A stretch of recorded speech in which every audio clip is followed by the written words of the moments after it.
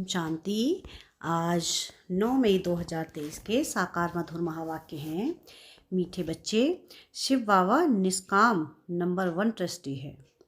उसे तुम अपना पुराना बैगेज ट्रांसफ़र कर दो तो सतयुग में तुम्हें सब नया मिल जाएगा।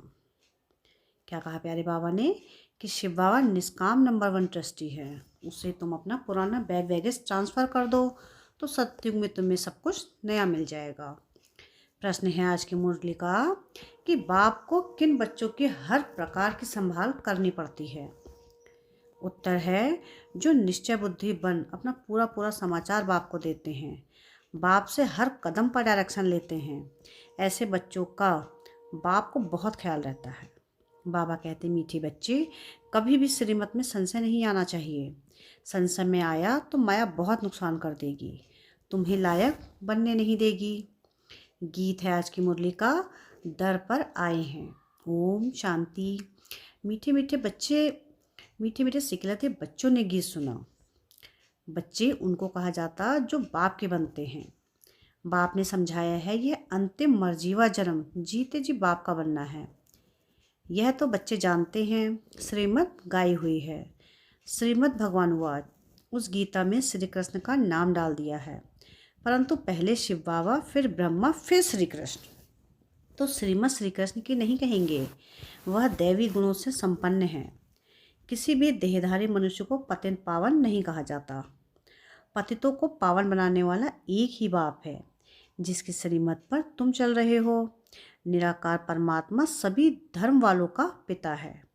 श्री कृष्ण को सभी नहीं मानेंगे। क्रिश्चियन क्राइस्ट को फादर मानते हैं, ना कि श्री कृष्ण को, क्योंकि क्रिश्चियन है क्राइस्ट की मुख वंशावली। शिव बाबा आकर तुमको अपना बनाते हैं, कहते हैं सिर हथेली पर रखकर बाप का बने हैं।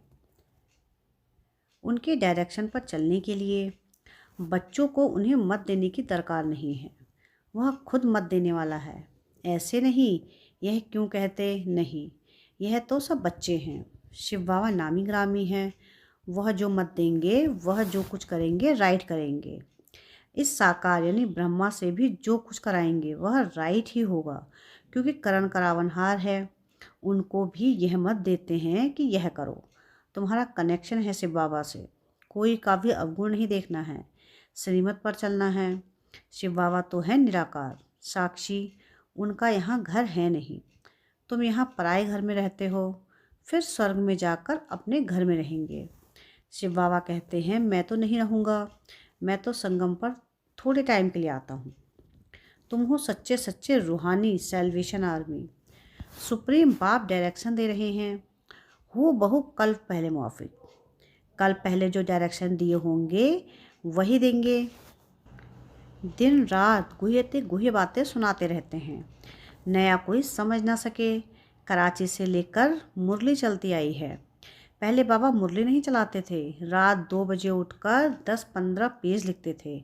शिव बाबा लिखवाते थे, फिर उनकी कॉपियाँ निकालते थे। भक्ति मार्ग के तो बड़े बड़े किताब बनाते जाते हैं, वह फिर रखते हैं। तुम कितना रखेंगे, क्योंकि जानते हैं यह सब विनाश होना है। चित्र आदि भी थोड़े समय के लिए हैं, फिर यह सब दब जाएंगे। वहाँ ना शास्त्र ना चित्र रहेंगे। फिर यह जो कुछ चल रहा है कल्प बाद फिर होगा। शास्त्र आदि द्वापर से शुरू होंगे। जिनके लिए बाप समझाते हैं इनसे परमधाम का रास्ता नहीं मिलता है। ग्रंथ पहले बहुत छोटा था, दिन प्रतिदिन बड़ा बनाते जाते हैं। वास्तव में शिव बाबा की जीवन कहानी बड़ी बनानी चाहिए। तुम बच्चे बाप की जीवन कहानी जानते हो। बाप समझाते हैं मैं भक्ति मार्ग में क्या क्या करता हूँ। भक्ति मार्ग में भी इंश्योरेंस करता हूँ। ईश्वर अर्थ मनुष्य दान करते हैं। कहते हैं ना, इसने ईश्वर अर्थ किया है तब साहूकार घर में जन्म लिया है। भक्ति में धर्मात्मा बहुत होते हैं। बाबा कहते हैं मैं बच्चों को दूसरे जन्म में इसका अल्पकाल के लिए फल देता आया हूँ। अच्छा वह बुरा फल मिलता है ना, कितना बड़ा इंश्योरेंस हुआ। जो जैसे कर्म करते हैं उस अनुसार फल मिलता है।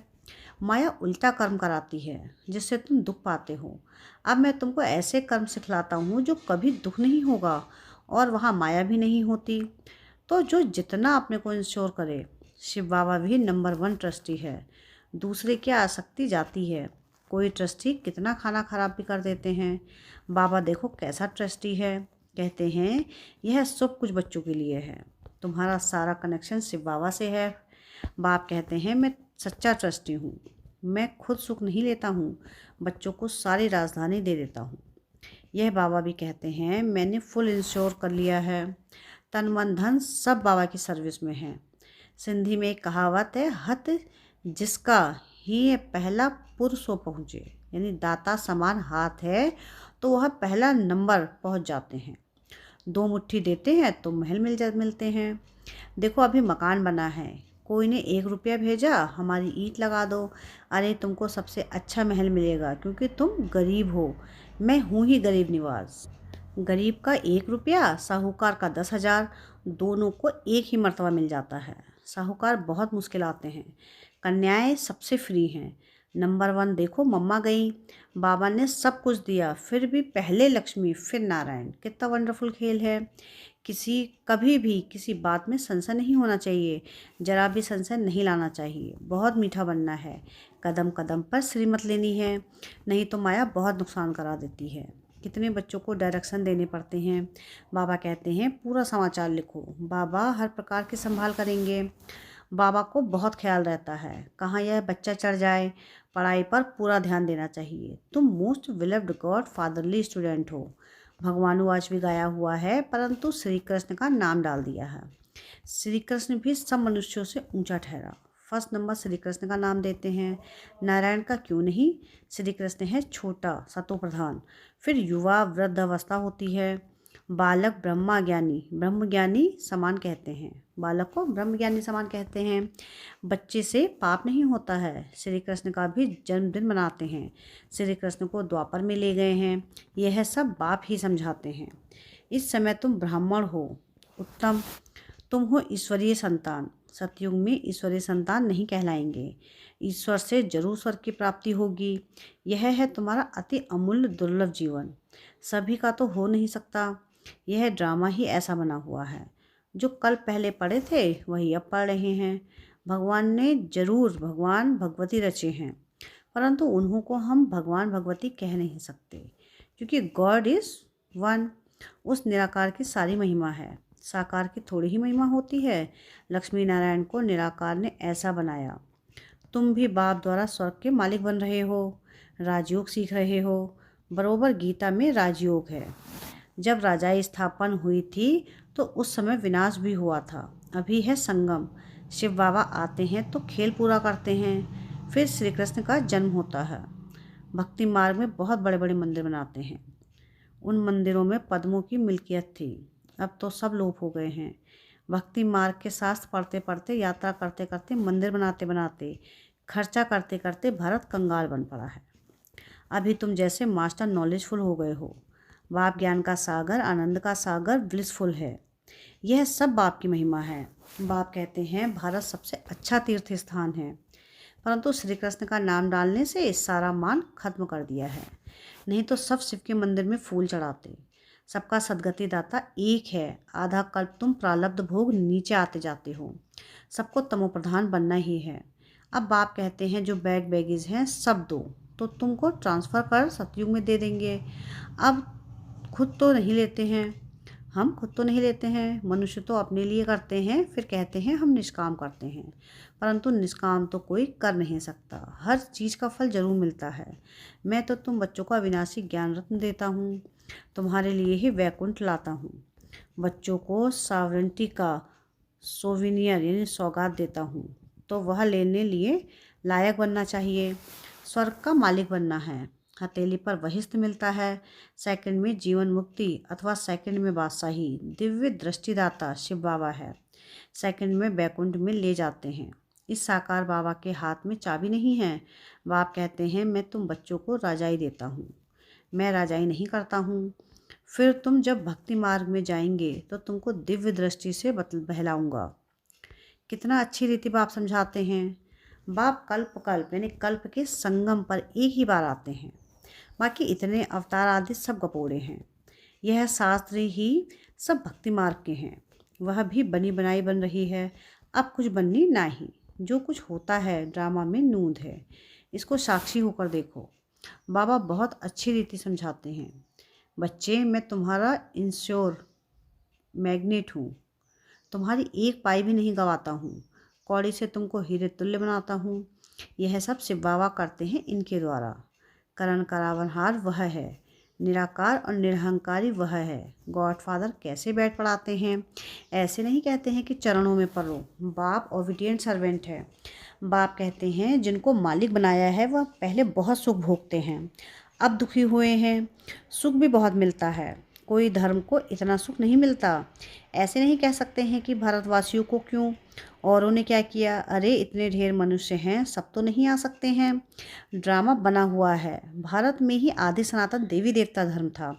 भगवान ने आकर सच्चा राजयोग सिखलाया था। बाप कहते हैं मैं फिर आया हूँ।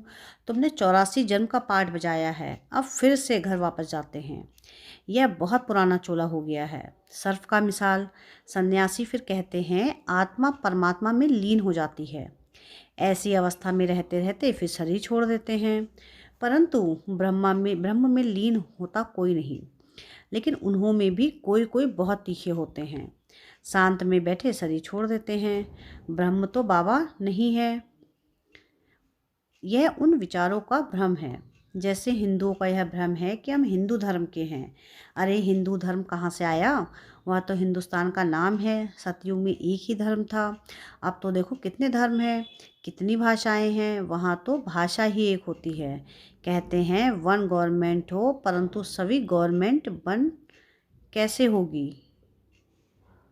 मदरहुड भी नहीं समझते, सर्वव्यापी कह देते तो फादरहुड हो गया। फिर खुद फादर कहकर किसको बुलाएंगे।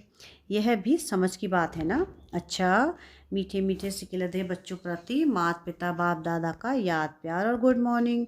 रूहानी बाप की रूहानी बच्चों को नमस्ते। हम रूहानी बच्चों की रूहानी बाप दादा को याद प्यार गुड मॉर्निंग और नमस्ते। शुक्रिया प्यारे बाबा, शुक्रिया। धारणा के लिए मुख्य सार है। धारणा की पहली पॉइंट है कि किसी का भी अवगुण नहीं देखना है। एक शिव बाबा से कनेक्शन रख उनकी जो श्रीमत मिलती है उसे राइट समझ चलते रहना है। श्रीमत में कभी संशय नहीं उठाना है। सेकंड है कि अपने तन मन धन को पूरा इंश्योर करना है। कदम कदम पर श्रीमत लेनी है। पढ़ाई पर भी पूरा ध्यान देना है। वरदान है आज की मुरली का कि संस्कार मिटाने और मिलाने में एवरेडी रहने वाले रूहानी सेवाधारी भव। जैसे स्थूल सेवा में सदा एवरेडी रहते हो, जहाँ बुलावा होता है वहाँ पहुँच जाते हो, ऐसे मनसा से भी जो संकल्प धारण करने चाहो उसमें भी एवरेडी रहो। जो सोचो उसी समय पर करो वह करो। रूहानी सेवाधारी बच्चे रूहानी संबंध और संपर्क निभाने में एवरेडी। उन्हें संस्कार मिटाने व संस्कार मिलाने में टाइम नहीं लगता। जैसे बाप के संस्कार वैसे आपके भी संस्कार हो। यह संस्कार मिलाना बड़े ते बड़ी रास है।